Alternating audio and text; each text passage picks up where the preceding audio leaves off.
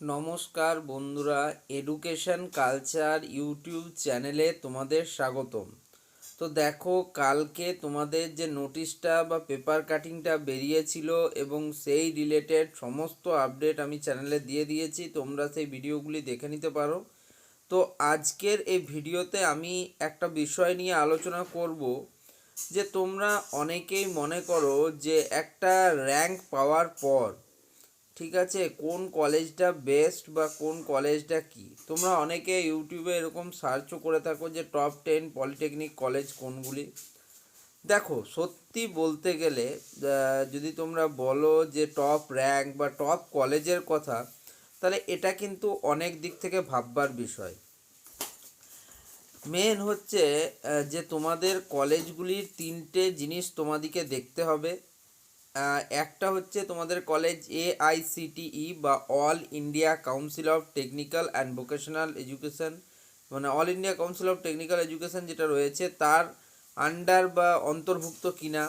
যদিও তোমরা যে সমস্ত কলেজগুলোতে অ্যাডমিশনের জন্য আবেদন করবে বা কাউন্সিলিং প্রসেসে অংশগ্রহণ করবে, সেই সবগুলোই কিন্তু AICTE অ্যাপ্রুভ।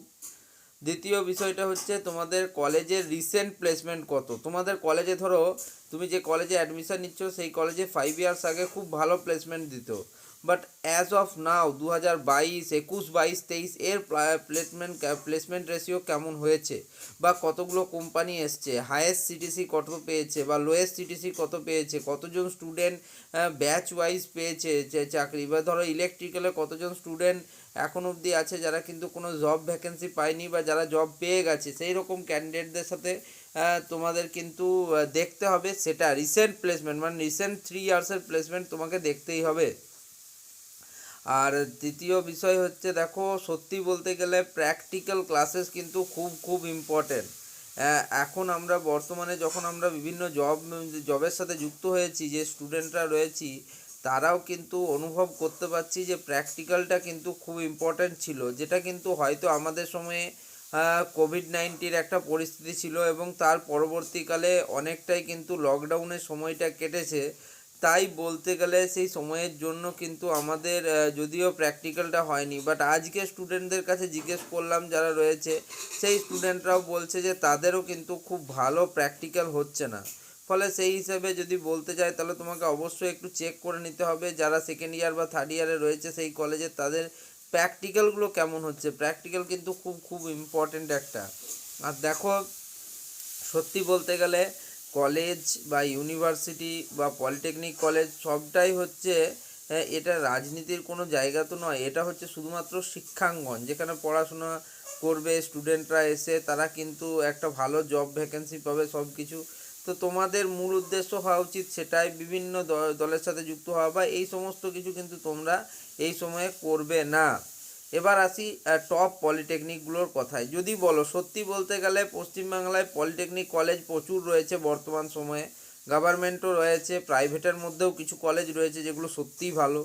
তো যে সমস্ত গভর্নমেন্ট কলেজকে টপ 10-এ রাখে তার লিস্ট তো তোমরা অলরেডি আমার চ্যানেলে পেয়েওছো। আমি আরও তোমাদের ভিডিও করেও জানিয়ে দেবো, বাট আজকে আমি ছোট করে বলে দিচ্ছি। দেখো, যদি মূল 5টা কলেজের কথা আমাকে বলো, সেখানে কিন্তু APC রয় পলিটেকনিক বা Acharya Prafullachandra Ray polytechnic college, central Kolkata polytechnic, Birla institute of technology, বা তোমাদের রামকৃষ্ণ মিশন শিল্প মন্দির বেলঘরিয়া, এই কলেজগুলো কিন্তু সব সময়ই থেকে থাকে।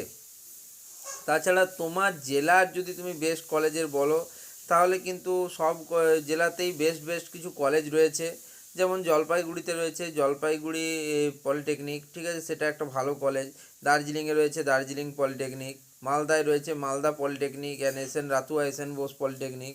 একইভাবে তোমার কিন্তু সব জেলাতেই মোটামুটি রয়েছে। মুর্শিদাবাদে দেখবে the Murshidabad institute of technology. তুমি আরও নিচের দিকে এলে বীরভূমেও কিন্তু কিছু ভালো কলেজ রয়েছে। এরপর তুমি যদি আসো পুরুলিয়াতে পুরুলিয়া পলিটেকনিক, বাঁকুড়াতে আসো বাঁকুড়া গভর্নমেন্ট পলিটেকনিক, তাছাড়া বিষ্ণুপুরে আছে কেজি ইঞ্জিনিয়ারিং ইনস্টিটিউট। তারপরে তুমি যদি পশ্চিম বর্ধমানের কথা বলো তাহলে সেখানে কিন্তু অবশ্যই তোমরা পাবে আসানসোল পলিটেকনিক, কন্যাপুর পলিটেকনিক। যদি পূর্ব বর্ধমানের বলো MBC পলিটেকনিক। কলকাতায় তো প্রচুর রয়েছে বললাম। তারপরে তুমি যদি দক্ষিণ চব্বিশ পরগনা বলো AJC বোস পলিটেকনিক। এরকম পলিটেকনিক কলেজগুলো রয়েছে যেগুলো কিন্তু জেলার সেরা। আর যে পেপার কাটিংটা থেকে একটা জিনিস যেটা বুঝতে পারলাম যে তোমাদের এবছর কিন্তু এমন একটা চান্স রয়েছে যে তোমরা কিন্তু জেলার স্টুডেন্টরা, জেলার যে পলিটেকনিক কলেজগুলি রয়েছে, সে গভর্নমেন্ট হোক প্রাইভেট হোক, সবে কিন্তু তোমাদের একটা অগ্রাধিকার দেওয়া হবে। তাই তোমাদেরকে বলবো যে দেখো খুব বেশি কত র্যাঙ্কে কোন কলেজ, কত মার্কস পেলে কোন কত র্যাঙ্ক, এগুলো নিয়ে এখন খুব বেশি চিন্তার কোনো কারণ নেই। আমি একটা পুরো তোমাদের প্লেলিস্ট বানিয়ে দেবো বলেছি, একটা ভিডিও অলরেডি এসছে, তোমরা সেটা দেখতে পারো, আর সেখান থেকে তোমরা কিন্তু বুঝতে পারবে। আর দেখো শুধুমাত্র যে ভালো র্যাঙ্ক করলেই তুমি ভালো কলেজ পাবে এমনটা নয়, পুরোটা নির্ভর করছে তোমাদের কাউন্সিলিং প্রসেসের উপর। কাউন্সিলিংটা খুব ভালোভাবে কিন্তু তোমাদের করতে হবে, এবং কাউন্সিলিংয়ে যদি তোমরা কিছু ভুল করে থাকো তাহলে খুব ভালো র্যাঙ্ক করলেও কিন্তু তুমি আর সরকারি পাবে না, মনে হবে কোনো প্রাইভেট কলেজে তোমাকে আবার অ্যাডমিশন নিতে হবে। সেই রকম ভুলগুলো যেন কারণ না হয় তার জন্য কিন্তু পাশে আছে এই চ্যানেলটিকে সাবস্ক্রাইব করে নাও, ভিডিওটিকে লাইক করো এবং বন্ধুদের মধ্যে অবশ্যই শেয়ার করো। ধন্যবাদ।